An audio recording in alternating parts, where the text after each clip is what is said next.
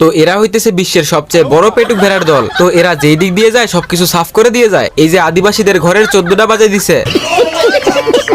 তো এরা ঘাস খাইতে খাইতে গরুদের এলাকায় ঢুকে পড়ছে।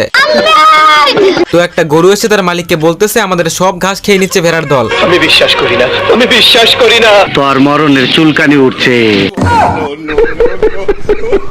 साले को बम से उड़ा दूंगा। এই বলদে গেছে ভেড়ার ঘাস খাওয়া আটকাইতে। ভেড়া বলদের চামড়া বাদে সবকিছু খেয়ে চলে গেছে। মানে কপাল খারাপ হইলে যা হয় আর কি। এই লোক মাছ মারতে গিয়ে পড়ছে মহা ঝামেলায়। সে যখনই পানিতে বড়শি ফেলে সব সুতা এলোমেলো হয়ে গিট লেগে যায়। নতুন বড়শি বের করার পরেও একই অবস্থা। रुक तेरे को बताते। তো এখানে একটা ছোট বাচ্চা ভাঙ্গা বড়শি দিয়ে টপাটপ মাছ তুলতেছিল। এইটা দেখে এই লোক যখনই সেখানে মাছ ধরতে যায় তোর মরণের চুলকানি উঠছে।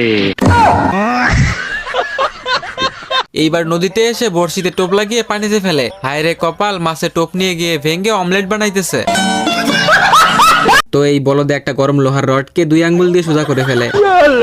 তো রড গিয়ে গাড়ির চাকায় আটকে যায়। ওরে চাকা দেখি একাই গাড়িতে লেগে গেছে, কিন্তু কথা হচ্ছে চাকার নাটটা লাগাইলো কে ভাই? তো ওই বলদের দেখা দেখি এই হালাই দেখেন কি করতেছে, দাঁত দিয়ে কামড় দিয়ে চাকায় লোহা লাগাচ্ছে। কুত্তাও মনে হয় এমনি কাউরে কামড়ায় না।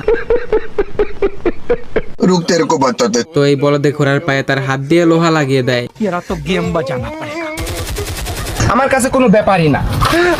আমার बेकार है भैया, मैं तो टूट गया।